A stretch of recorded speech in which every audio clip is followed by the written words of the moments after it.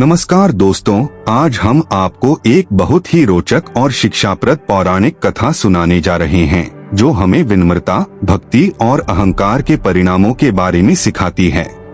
एक बार देवर्षि नारद ने भगवान विष्णु से प्रश्न किया, हे प्रभु, आप किसकी उपासना करते हैं?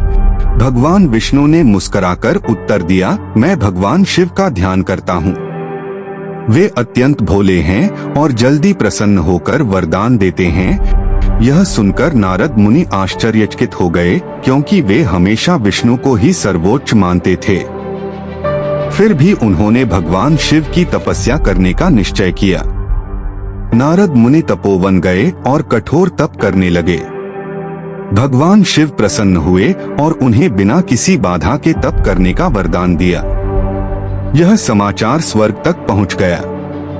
देवराज इंद्र चिंतित हो गए। उन्हें डर था कि नारद कहीं अत्यधिक शक्तिशाली न बन जाएं और स्वर्ग का राज्य न छीन लें। इंद्र ने नारद की तपस्या भंग करने के लिए कई प्रयास किए। वरुण ने वर्षा करवाई, वायु ने तूफान चलाए, अग्नि ने ज्वालाएं प्रज्वलित की और कामदेव ने मोह उत्पन्न करने की कोशिश की। लेकिन नारद मुनि अडिग रहे। कुछ भी उन्हें विचलित नहीं कर पाया। अंततः उनकी तपस्या सफल हुई। लेकिन इस सफलता के बाद उनके मन में थोड़ा अहंकार आ गया। वे भगवान विष्णु के पास गए और अपने तप का गर्व से वर्णन किया। भगवान विष्णु ने उन्हें सावधान किया, नारद, प्रकृति और माया से हमेशा सतर्क रहो। लेकिन नारद मुनि इस चेतावनी को समझ न सके। कुछ समय बाद उन्हें राजा शीलनिधि की पुत्री श्रीमती के स्वयंवर का पता चला। नारद मुनि उस पर मोहित हो गए। उन्होंने कुंडली देखकर जाना कि जो भी श्रीमती से विवाह करेगा वह तीनों लोकों का स्वामी बनेगा। और श्रीमती भगवान विष्णु की भक्त थी। नारद मुनि भगवान विष्णु के पास गए और बोले, हे प्रभु, मुझे अपना रूप दे दीजिए ताकि राजकुमारी मुझे चुन ले।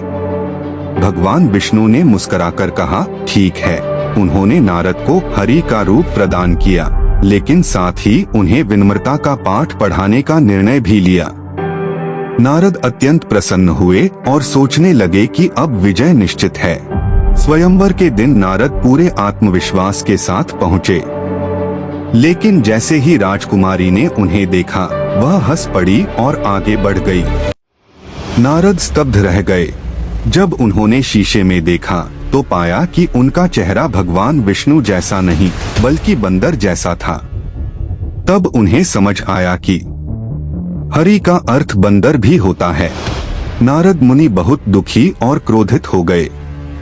उन्होंने भगवान विष्णु को श्राप दे दिया, आप मनुष्य रूप में अपनी पत्नी से अलग होंगे और केवल वानरों की सहायता से ही उसे पाएंगे।